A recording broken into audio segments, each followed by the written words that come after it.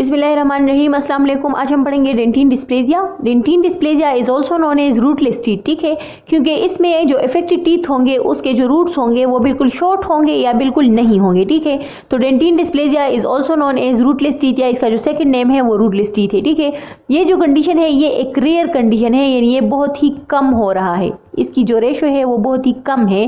तो ये एक रेयर कंडीशन है, एक रेयर डिस्टर्बेंस है। इसमें आपका जो एनेमल है वो बिल्कुल नॉर्मल होगा, लेकिन आपका जो डेंटिन है वो इफेक्टेड होगा, ठीक है। आपका जो डेंटिन है वो एबनॉर्मल होगा या फिर एटिपिकल होगा, एबनॉर्मल और एटिपिकल, ठीक है।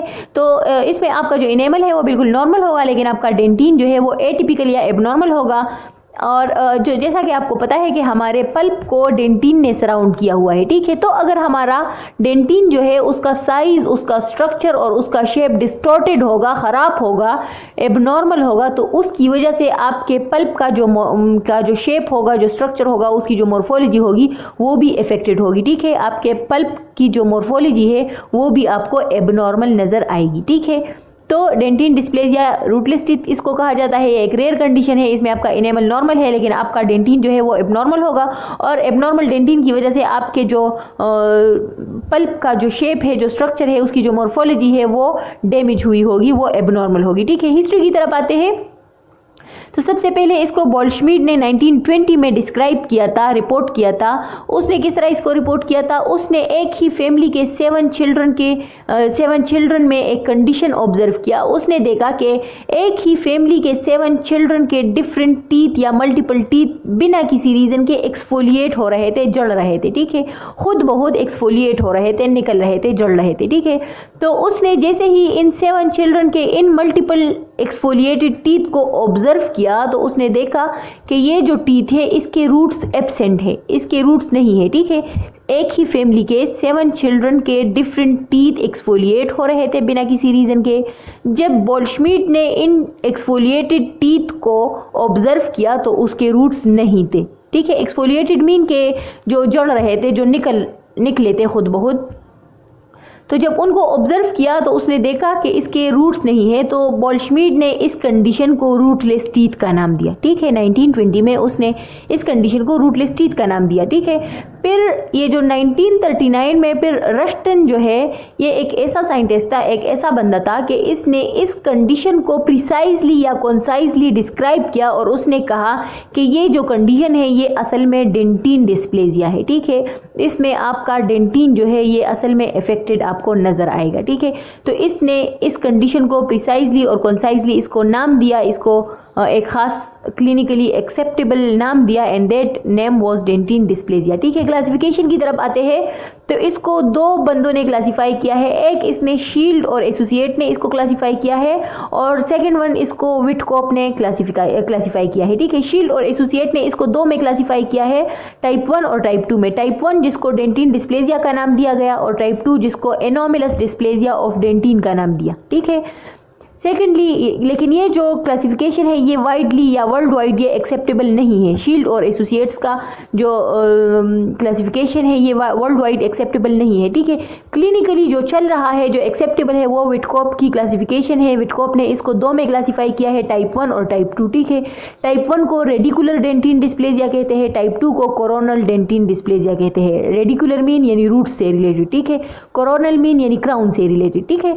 तो विटकॉप ने इसको 2 में क्लासिफाई किया है, टाइप 1, टाइप 2, और type 1 is also known as radicular dentin dysplasia and type 2 is also known as coronal dentin dysplasia, ठीक है। तो अगर मैं टाइप 1 का नाम लूंगी तो इट मीन्स कि ये रेडिकुलर की बात कर रही हूँ, अगर मैं टाइप 2 का नाम लूंगी तो इट मीन्स कि मैं कोरोनल डेंटिन डिस्प्लेजिया की बात कर रही हूँ, ठीक है। अच्छा, इटियोलॉजी को डिस्कस करते हैं कि रीज़न क्या है, या इसकी जो एटियोलॉजी है या जो कॉज है इस कंडीशन का वो क्या है, ठीक है। तो इसकी कॉज जो है वो हेरिडिटी है। ये एक हेरिडिटरी कंडीशन है। हेरिडिटी में ये एक्स लिंक्ड बिल्कुल नहीं है, बल्कि ये एक ऑटोसोमल डोमिनेंट कंडीशन है, ठीक है। हेरिडिटी कंडीशन में ये एक ऑटोसोमल डोमिनेंट कंडीशन है, ठीक है। इसकी जो रेट ऑफ म्यूटेशन है वो बहुत ही लो है। इट मीन्स कि ये जो डेंटिन डिस्प्लेजिया है ये एक बहुत ही रेयर कंडीशन है, यानी बहुत ही कम इसमें आपको, इस जीन्स में आपको कोई डिस्टर्बेंस आपको नजर आएगी, और उसकी वजह से फिर आपका जो कंडीशन है डेंटिन डिस्प्लेजिया, वो डेंटिन डिस्प्लेजिया का वो आपको नजर आएगा, ठीक है।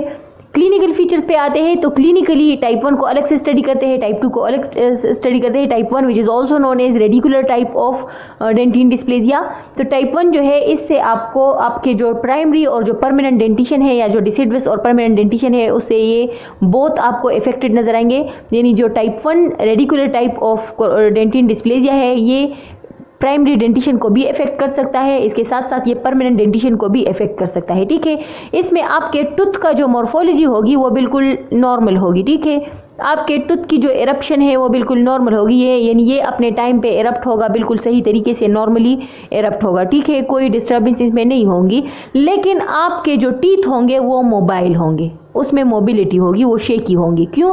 क्योंकि उसके रूट्स बहुत छोटे होंगे। तो अगर रूट्स छोटे होंगे तो इट मीन्स कि वो बोन में सही तरीके से फिक्स नहीं है। तो अगर वो बोन में सही तरीके से फिक्स नहीं है तो इट मीन्स कि वो मोबाइल होंगे। ठीक है, इन टीथ का जो कलर होगा वो एम्बर कलर आपको नजर आएगा। एम्बर कलर यानी ये येलोइश कलर आपको नजर आएंगे। ठीक है, ये था रेडिकुलर टाइप। क्लिनिकल फीचर्स इसके ये थे। ठीक है, क्लिनिकली आपके जो टीथ होंगे वो इस तरीके से आपको नजर आएंगे। टाइप 2 में डिसिडवस को अलग से स्टडी करते हैं और परमानेंट को अलग से स्टडी करते हैं। ठीक है, तो टाइप 2 जो कोरोनल टाइप है इसमें आपके जो टीथ है उसका जो कलर होगा वो आपको येलो या फिर ब्राउन या फिर ब्लूइश ग्रे नजर आएगा। और इस ये जो टीथ जो है इसके जो डिफरेंट कलर्स हो सकते हैं इसको हम क्या नाम देते हैं? ओपलसेंस का नाम देते हैं। ठीक है, यानी आपके जो टीथ होंगे वो ओपलसेंस होंगे, वो ओपलसेंट होंगे। ओपलसेंट मीन के ये येलो भी हो सकते हैं, ब्राउन भी हो सकते हैं, ब्लूइश ग्रे भी हो सकते हैं, किसी भी कलर के हो सकते हैं, विच इज़ नोन एज ओपलसेंस। ठीक है, लेकिन आपके जो परमानेंट टीथ है वो बिल्कुल आपको नॉर्मल नजर आएंगे। ठीक है, तो टाइप 1 को भी हमने पढ़ लिया, टाइप 2 में भी हमने डिसिडवस और परमानेंट को दोनों को पढ़ लिया। ठीक है, अब आ जाते हैं रेडियोलॉजिकली फाइंडिंग्स पे कि आपको एक्सरे में या फिर रेडियोलॉजिकली आपको ये टीथ किस तरह नजर आएंगे। तो टाइप 1 रेडिकुलर टाइप को सबसे पहले पढ़ते हैं। टाइप 1 जिसमें डी मैंने लिखा है, डी मीन डिसिडवस यानी प्राइमरी, पी मीन परमानेंट। ठीक है, तो टाइप 1 में जो डिसिडवस है इसके जो रूट्स होंगे वो आपको बिल्कुल छोटे छोटे नजर आएंगे, शॉर्ट होंगे। ब्लंट मीन यानी रूट्स जो होंगे वो बिल्कुल नोकदार नहीं होंगे, शार्प नहीं होंगे, बल्कि ब्लंट होंगे। ये मैंने ड्रॉ भी किया है यहाँ पे, बिल्कुल ब्लंट रूट्स है। ये देखिए जरा, ब्लंट रूट्स मैंने ड्रॉ किया है, शार्प नहीं है बिल्कुल इस तरह। ठीक है, पॉइंटेड नहीं है, ब्लंट होंगे। और कोनिकल रूट्स होंगे। ठीक है, कोनिकली टेपर्ड होंगे। ठीक है, और पल्प का जो चेम्बर होगा वो ऑब्लिटरेटेड होगा, यानी वो बिल्कुल ख़राब होगा। ठीक है, क्योंकि डेंटिन आपका नॉर्मल नहीं होगा।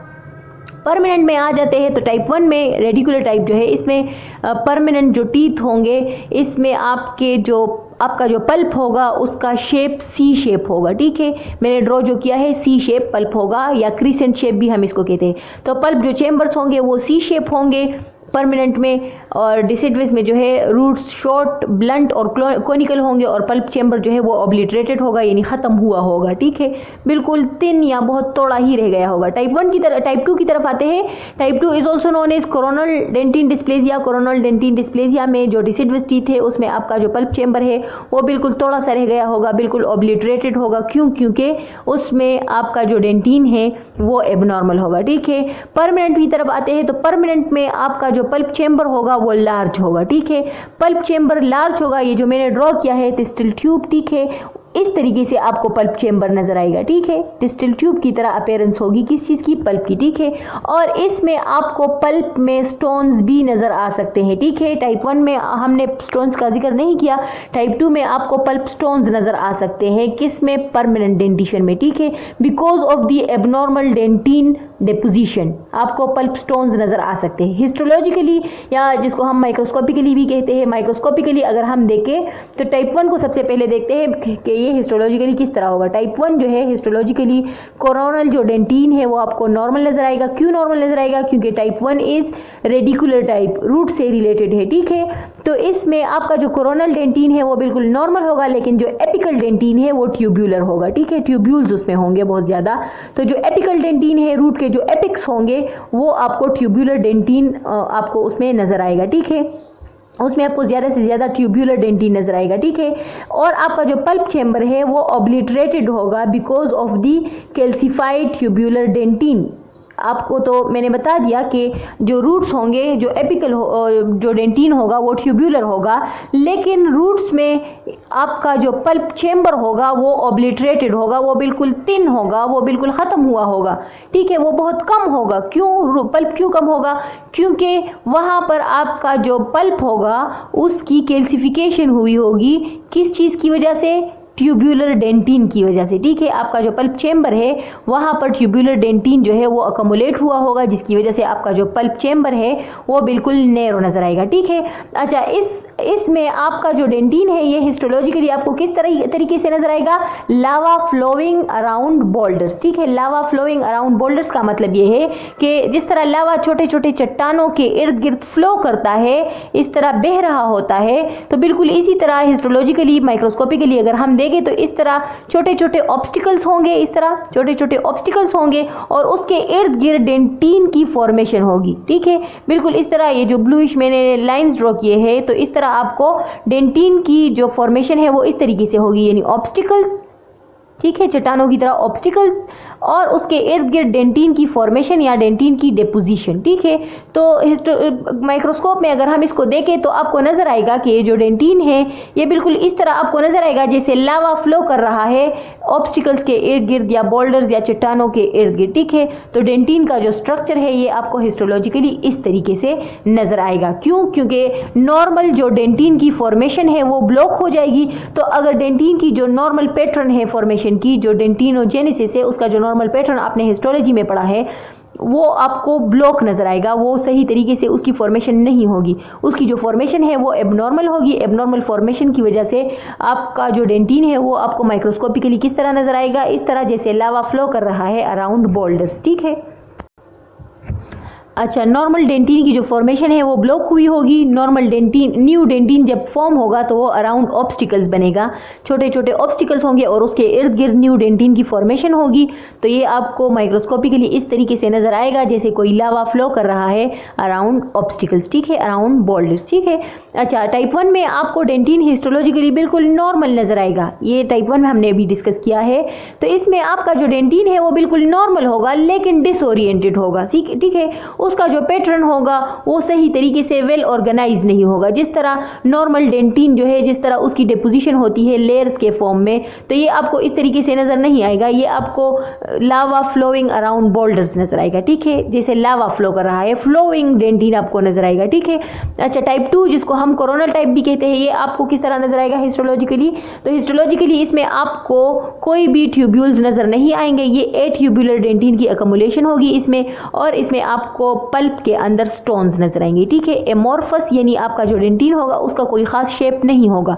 एंड एट्यूब्यूलर डेंटिन, एट्यूब्यूलर डेंटिन मीन इसमें आपको डेंटिनल ट्यूब्यूल्स जो है वो आपको सही तरीके से नजर नहीं आएंगे, एमोर्फस होगा यानी उसका कोई शेप नहीं होगा, और इसमें आपको पल्प स्टोन्स नजर आएंगे, ठीक है।